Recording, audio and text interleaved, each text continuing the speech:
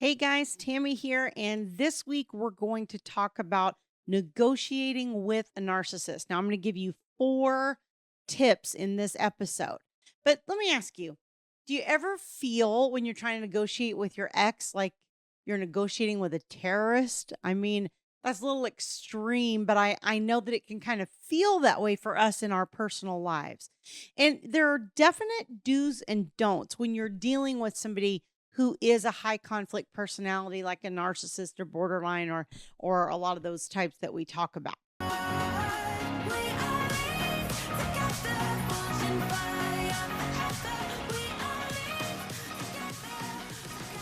Before I dig into this, let me just remind you, if you are watching this on YouTube, please don't forget to hit like and also subscribe to the channel so that you get notified as new videos are released. So, what is the very first tip? The first tip is to know what you want.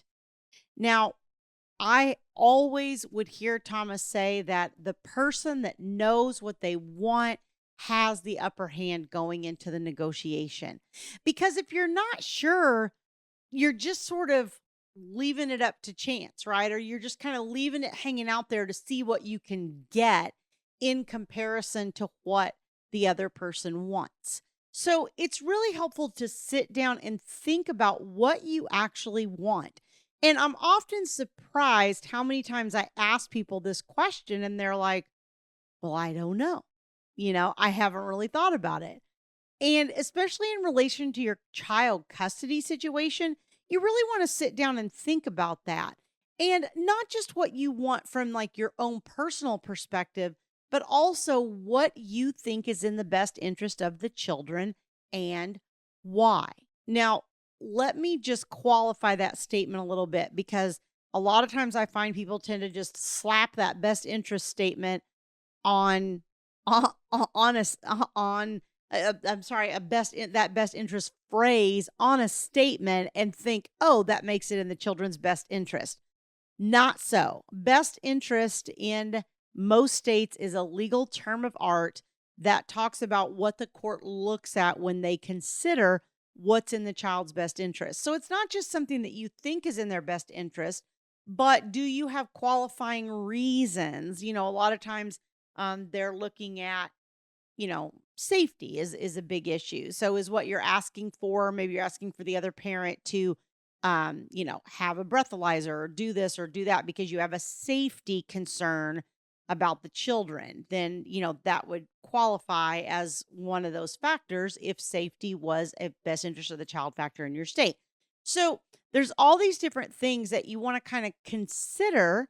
And then there's also the things that you just think are best for the children, right? Just as a parent, this is what I think is best. So it doesn't always have to be kind of that best interest qualifier. You're allowed as a parent to say, this is what I think is good for my child.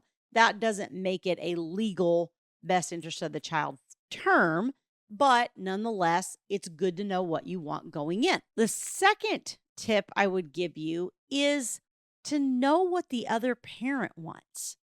So, if the other parent, especially if they're being super difficult, it helps to kind of know ahead of time what is it they want and why. Do they have reasons? Do they have justification of either the best interest of the children or why they think this is good for the children, or something like that? And because once you know what they want and once you know what you want, then you know how far apart you are in your negotiations.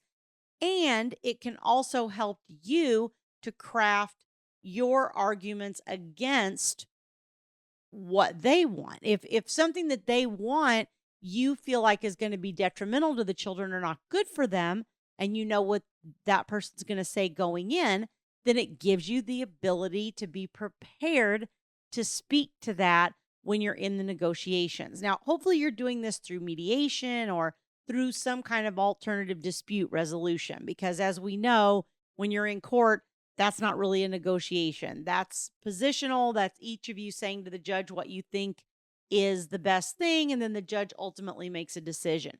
So when I'm talking about negotiation, I'm really talking about mediation and those types of alternative dispute resolutions where you're trying to come to the table. You're trying to work together as much as you can to make this as simple, as easy, as cost effective, as it can possibly be for the entire family. Third, and I know I'm going to get a lot of moans on this one. I just already feel them coming. And I think that this one is the one that most people have the hardest time swallowing when I say it out loud, which is be nice. Be nice. What do I mean by that exactly? Well, when you're dealing with a high conflict personality, being nasty is not going to get you anywhere. Being rude, being nasty, being short, any of those types of things, however you want to describe it, is going to cause that other person to become defensive, or they're going to get dramatic, right? They're going to have a big fit, or it's going to cause them to dig their heels in and argue with you even more if you're not being nice. All these different kinds of behaviors that make negotiations more difficult, unfortunately. And so, Thomas used to describe this as be so nice it makes you just a little bit sick to your stomach. Like almost like you're having to fake it. And you might be having to fake it a little bit. But if I told you this would get you through the process and this would get you done, would you feel like it's worth it? I'm guessing you probably would, because it would be done and over. A big thing, especially if we're talking about a narcissist, is their ego. And that's why you always hear the phrase, don't diss the narcissist. If you start stomping all over their ego, guess what? You're not going to get very far in your negotiations. So you've got to keep that in mind. Thomas used to describe this as don't kick your problem solver under the table. Don't kick your co-problem solver in the shins under the table. I've had people say to me, well, who's my co-problem solver?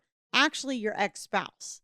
Your interest and your ex-spouse's interest are more aligned than anybody else in your case. More than you and your attorney, more than them and their attorney, more than the mediator, more than anybody else. The two of you have an interest in seeing your children do well in this. Both of you have an interest in being involved parents most of the time. Both of you have an interest in saving money.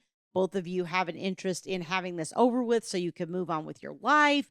There's a lot of ways that the benefits of this process are only going to apply to you and your spouse.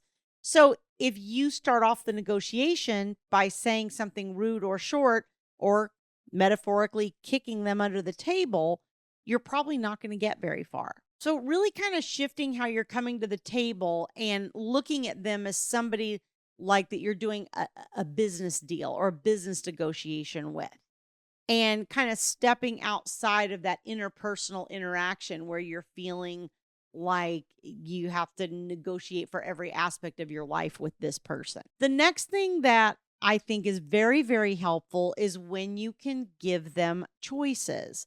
And I think this goes back to knowing what they want. So if you know what they want or what they're asking for, then you can maybe come up with alternative solutions that are similar, but are going to work better for you, the children, your ex, maybe the whole family unit. Maybe you just have a couple ideas that you think would work so much better. And if you know what they want, and you know what options you're willing to propose, then what you can do is kind of compare and contrast those, right? You could say, well, if we do this, then these are going to be the hurdles. These are going to be the drawbacks. If you can give options, it's always helpful. It's kind of like when you have a strong-willed child, and I don't know if any of you have had this experience. I have a strong-willed child. One of my boys was very strong-willed as a young boy, and one of Thomas's children is a very strong-willed child. And one of the things that you're taught if you read books about this and about how their brains function in these situations is they said always give them a choice.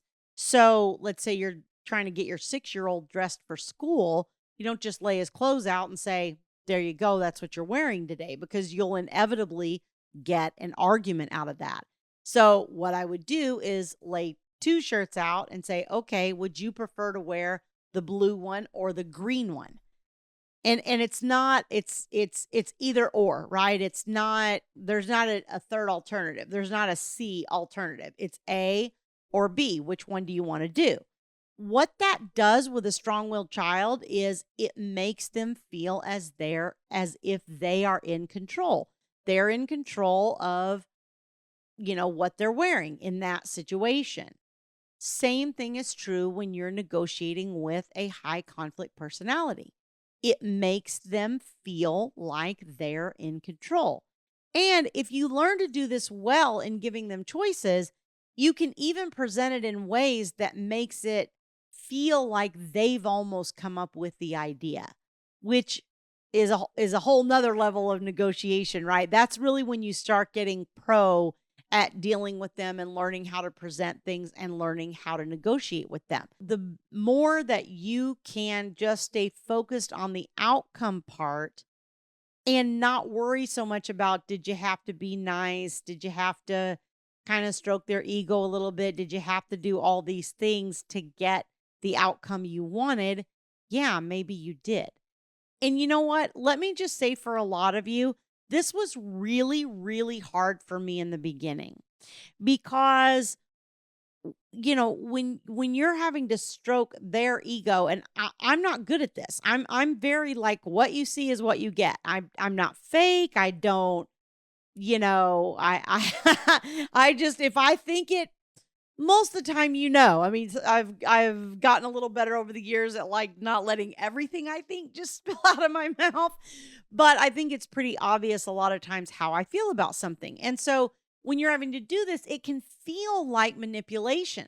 Being a little more, ego stroking and a little more fake maybe than what your normal is actually protects you from falling into the normal, typical pattern that you would be in. So I don't know if that helps you to kind of frame it in that way where, don't think of it as I'm trying to manipulate this person. Think of it as I'm trying to protect myself.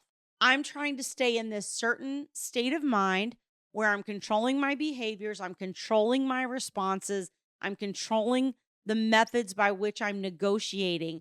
And I'm doing that to protect myself from the otherwise negative patterns that are going to develop from being triggered by this person. I hope that helps you in your negotiations. If you'd like to learn more how I can support you on this journey and learn about my coaching services, please go to divorceuniversityonline.com/VIP-coaching.